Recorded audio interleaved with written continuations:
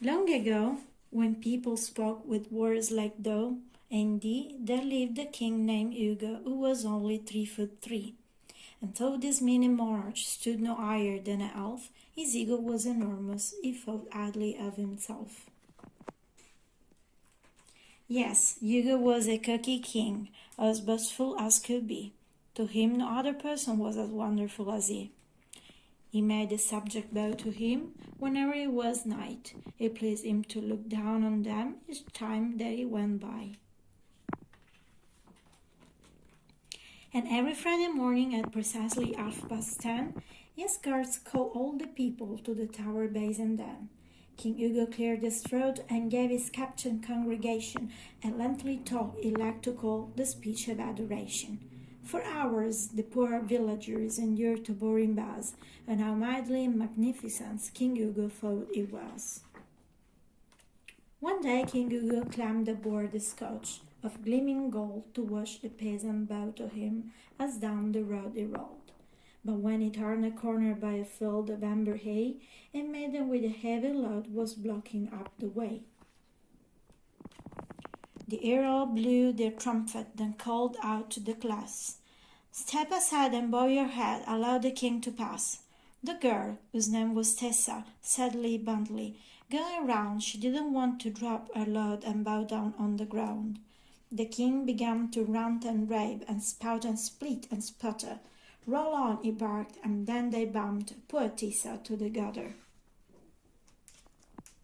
She landed in a reedland, and what a muddy mess! But little did King Hugo know she was a sorceress, the kind with special powers, like a wizard or a witch, so she cast a spell upon the king while married in the ditch.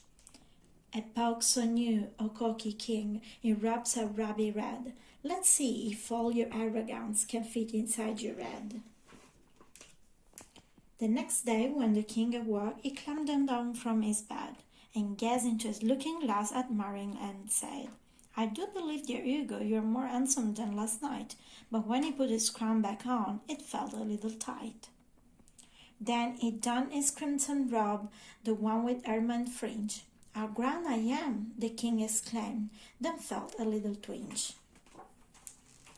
His crown seemed even tired now, yet Hugo didn't care. He hollered from his window to the people in the square. "Say, who's the most majestic king? This, you must admit." But when he pulled his head back in, it almost didn't fit. Every time he claimed to be the greatest in the land, the king perceived a tingle and felt his head expand. But he continued bragging in his overstated way, and so his head kept bulging bigger every day. By Friday, Hugo's head was huge, but still he didn't know that his self-directed compliments had caused his head to grow. His speech of adoration was scheduled as before, but when he reached the tower, he could not fit through the door. He marched across the courtyard to climb the open stairs, then called all the people to the wall and gave his speech from there. "Behold, my lowly subject, and do not doubt fine eyes, for yeah, my noble noggin has increased tenfold in size. I know not how this happened, but know thus even more of your absolutely fabulous King Hugo to adore." The more he talked, the more he grew, till suddenly a squall hit the king's gigantic head and pitched him off the wall.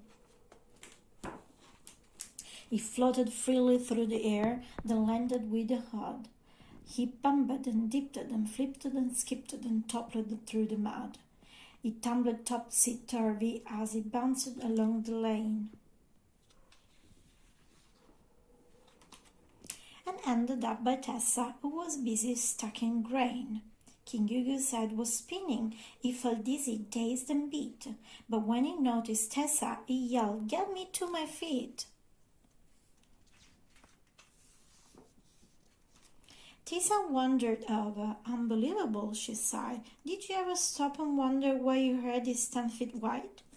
"It's your ego. It's annoying. So I cast a little spell, and every pompous thing you have said As cause your head to swell. That's ludicrous, ridiculous, preposterous, insane. I'm mumbler than anyone, the king snapped in disdain. I'll prove it to you, she replied. You've been this way for years. Just listen, ordered Tessa. Then she grabbed and twickled his ears. Suddenly, a blast of air exploded from his head, along with all the awful things King Hugo's ever said.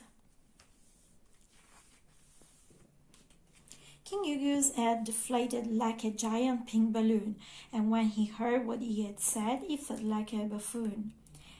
Sheepishly, he said to her, I do apologize. Then he looked at Tessa with his big, sad puppy eyes. Their glances met, and instantly she felt her heart to zing.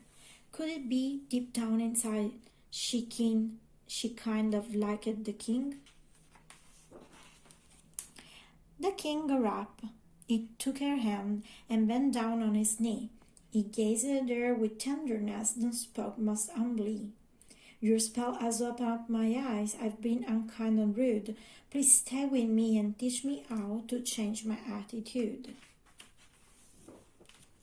What happened next was schemed, yet truly unforeseen. He became a better man, and she became a queen. They ruled the kingdom kindly, in a fairy and friendly way, and everyone lived happily forever and a day.